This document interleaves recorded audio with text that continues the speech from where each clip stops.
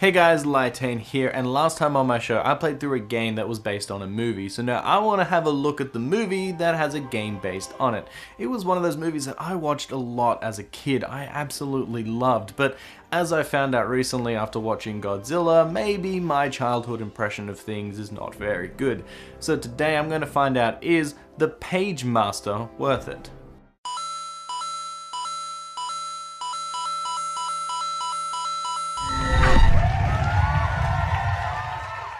In the late 80s and early 90s, there was a big boom in the cartoon movie world, mostly due to the fact that Don Bluth and Disney were making fantastic movies. As such, every company wanted to try and make their own animated movie, and this was Turner's attempt. Don't know who Turner is? Neither did I. Released in 1994, The Pagemaster follows a young boy named Richard, and it quickly establishes that he is a chicken, scared of absolutely everything and doesn't want to take any risks in fear of injury and or death. He knows all different stats and percentages on how frequent certain things can cause an accident, so he pretty much avoids doing anything, including climbing up a ladder into his treehouse. His parents, and mostly his dad, is pretty sick of it, and honestly I would be pretty annoyed if that was my kid too, so I fully get where they're coming from. His dad sends him on an errand to buy more nails from a hardware store when he runs into some kids that make fun of him. He doesn't have any friends due to his overprotective ways, but on his way, disaster strikes in the form of a savage storm. It looks like it's chasing him, so he takes refuge in a library run by a very strange librarian named Mr. Dewey. Get it? Dewey Decimal. Oh, so good, I love puns. He is nice, but oh so creepy, saying that he knows what people want, and he senses that Richard needs some horror, adventure, and fantasy books. Though Richard doesn't want any, he just wants shelter from the storm and the phone to call his parents. On his way to the phone, he comes to the center of the library with an amazing painting on the roof that I bet is in no way foreshadowing any events to come. Nah. But due to the wet weather, he slips on a puddle that his clothes have made and lands pretty hard. When he comes to, the ceiling starts melting and the colors chase after him, and when they finally catch him, he awakens as an illustration. He is in a cartoon world now for pretty much the rest of the film. He is then greeted by the Pagemaster that says he has to go on an adventure and that he needs to follow the green exit sign in order to get out. Very quickly, he meets up with 3 books, one named Adventure, the other Fantasy, and lastly Horror, which form a firm friendship with him and want to help him because if he gets to the exit, then he can borrow them, thus getting them out of the library as well. From here, Richard and the books have to go through many strange lands as they encounter crazy characters right out of books in order to find his way home. Will he succeed, or will he be a cartoon for the rest of his life? The Pagemaster is a movie that is definitely aimed towards kids, with its animation style, its characters, and even its very short runtime. It's only 75 minutes long, which is really short in today's standards. Knowing all of this, I was honestly a little worried going into it because I'm now an adult, but hey, let's go ahead and jump right into this kids movie. So let's start with the cast. Macaulay Culkin plays the main character, Richard Tyler. You may remember him from his role in Home Alone, which definitely started his fame. As a child actor, he's pretty good with good delivery and performances throughout the entire film. As a character though, he is so annoying at the start of the film, and I guess that's the point because he's just supposed to be the scaredy cat that's always spouting statistics saying, oh yeah, there's a 10% chance that you'll fall off a ladder, so I'm not going to climb a ladder. It's honestly so annoying, but that's the point. You're supposed to get annoyed at him because, you know, he's such a dork. When he becomes a cartoon, the voice acting is alright. I've honestly seen and heard better, but for somebody his age and his experience in the cartoon world, I'd say it's pretty good. There are just times throughout the movie where you would expect a certain level of emotion, and either he just doesn't deliver it, or he just sort of doesn't deliver the whole thing. Like, he's scared, but he's not quite enough scared. It's hard to describe until you watch it, but that's the feeling that I get from this movie. Adventure is voiced by Patrick Stewart, and he does a great job. He goes through this weird fake pirate accent, and he sort of dips in and out throughout the whole film, but that sort of goes with his character as well, because Adventure is supposed to be adventure. It's supposed to be like this, you know, daring, brave kind of guy, but he's actually pretty scared. He's never really been on an adventure before. He doesn't want to go through like dark caves and stuff like that, and he does it because, yeah, he has to prove a point. And I think that level of fakeness also goes with his voice. Like I said, it dips in and out of that character, but maybe that's just me looking a little bit too into it, and it's more so Patrick Stewart just failing to do a pirate accent for the entire film. Adventure just has so much enthusiasm and a fierce loyalty to Richard and his friends that you can't help but like him, even when he does do silly things throughout the film. Whoopi Goldberg plays Fantasy, and she starts off a little bit whimsical in the way that she looks, but she quickly just disintegrates all of that when she starts her normal Whoopi Goldberg sass. She comes out with it straight out of the gates, and then you know that this isn't just a standard sort of fairy pixie that you would find in other movies. She's got a little bit more spunk to her, a little bit more fun around her, and she's not just this, oh, everything is going to be beautiful rainbows and sunshine. No, she's a little bit more hard than that. Her relationship with Adventure is also really well done, because throughout the movie they sort of form this kind of bond, but they also have a banter throughout the film where they're just constantly insulting each other and making fun of each other, and they play off each other so well, and it's pretty fun to watch. The last book is Horror, voiced by Frank Welker, and this is sort of like an amalgamation of different horror ideas. He's sort of an Igor of the group. Like, he's deformed, he says yes master quite a few times throughout the film, and he's just a lovable goofball. He's a dumb person that just, well, dumb book, sorry, I should say, with the heart of gold. He's not the brainy person. He doesn't care about all those kinds of things. He's just having fun, and he just wants to hang out with his friends, and you can't help but like him because of that. He is also the comic relief a lot of the time throughout the movie, where he's given a lot of the dumb lines and the dumb situations just to be made fun of, but yeah, it suits him well. The last main character, played by Christopher Lloyd, is the librarian, Mr. Dewey.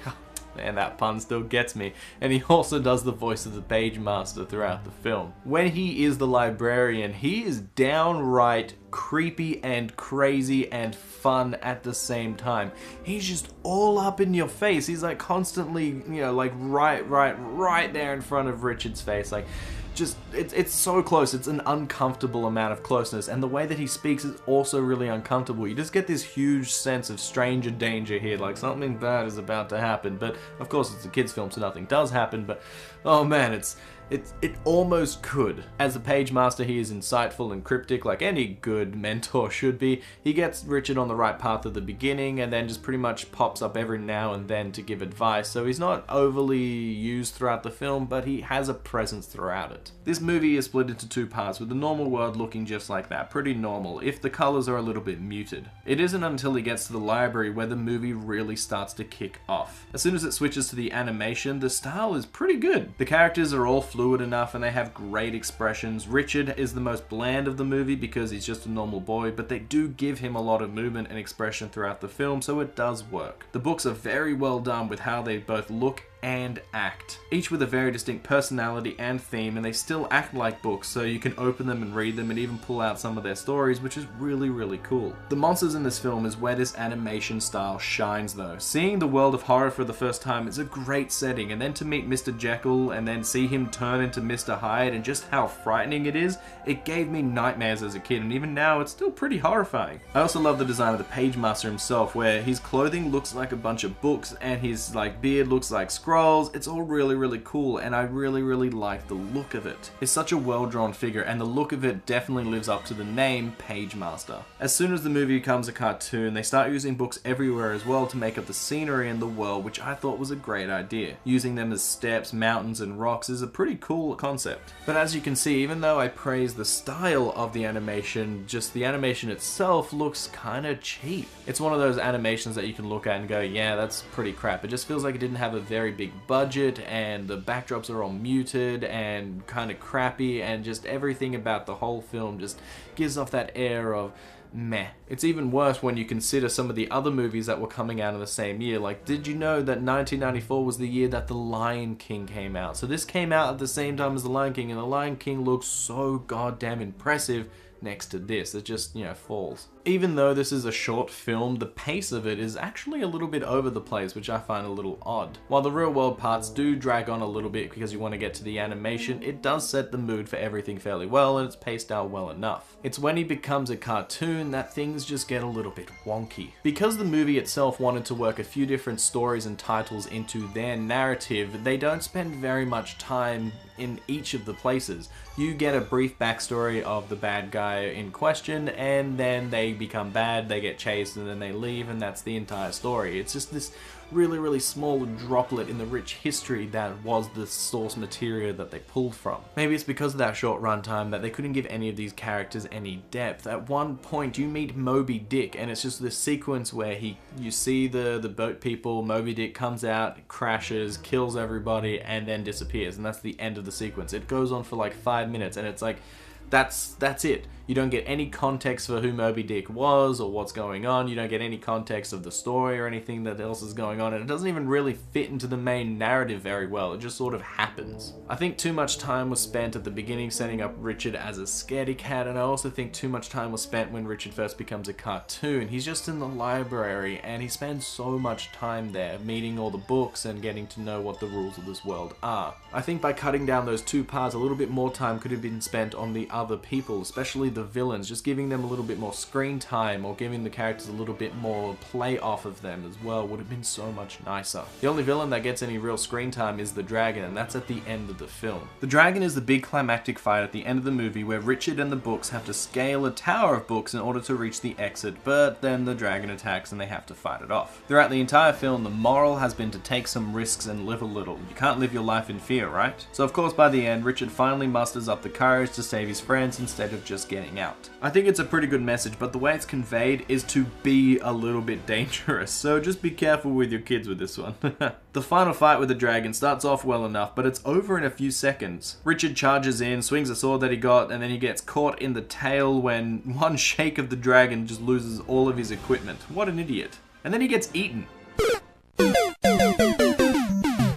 Now, I personally like the idea that he gets eaten. It's pretty crazy, and it's not something that you usually see happen in a kid's film. But then when he's down there, he finds books in the dragon's stomach. I guess that's what the dragon eats when he's not devouring children. He then finds the Jack and the Beanstalk book, which he opens, causing the beanstalk to erupt from the dragon's mouth. It was all over way too quickly. The fight just took no time, and that solution took no time to figure out, but it did do what it was intended, and it made you care about all the characters, and it was happy when Richard prevails, so I guess it wasn't bad. It was just, I wanted more. The end of the film has Richard and the books meeting up with the Pagemaster, and he was like, "Oh, you were here the whole time, why couldn't you have just whisked me here?" And the Pagemaster's like, "If I had done that, then you wouldn't have learnt anything."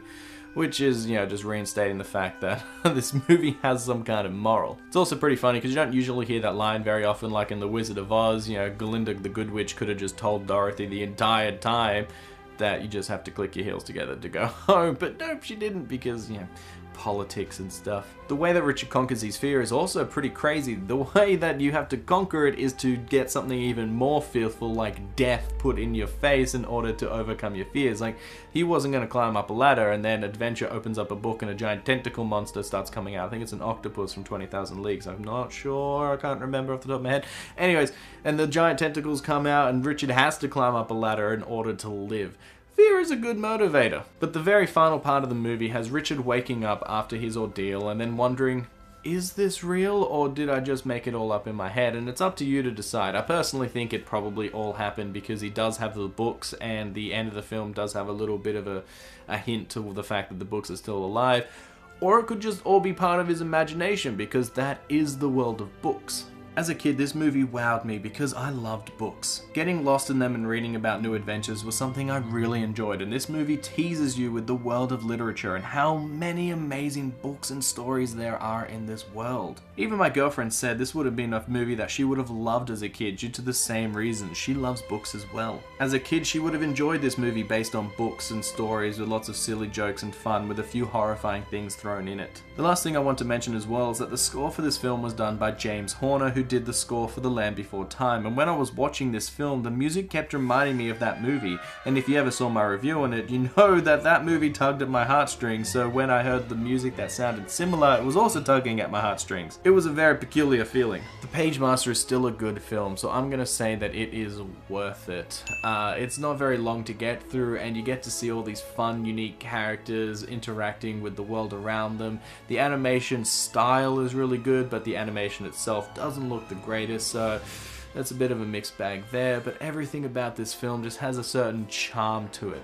It became a little bit of a cult classic in later years, and I can see why. I will agree that this movie is far more suited for kids than it is for adults because of the simple story structure, and some of the jokes are, you know, lowest common denominated, but it's still a fun movie to watch as an adult. It's not one of those movies that you put on for your kids and you go, oh, I can't sit through this, like a Peppa Pig movie or something like that. Even though all the stories that are mentioned in this film do feel kind of rushed, I honestly think it's a great entry point to these stories. You get the general gist of what Dr. Jekyll and Mr. Hyde is going to be about, and if the kid or you want to know more about it, then you can. You can go to a library, you can look up the information on the internet, you can find out so much more about Dr. Jekyll and Mr. Hyde, and maybe through that find a whole world of literature and books that you just love. I think it's such a cool idea. If this movie helps people get into the world of literature, then I'm all for it. Too bad the game that's based on it is an absolute piece of shit.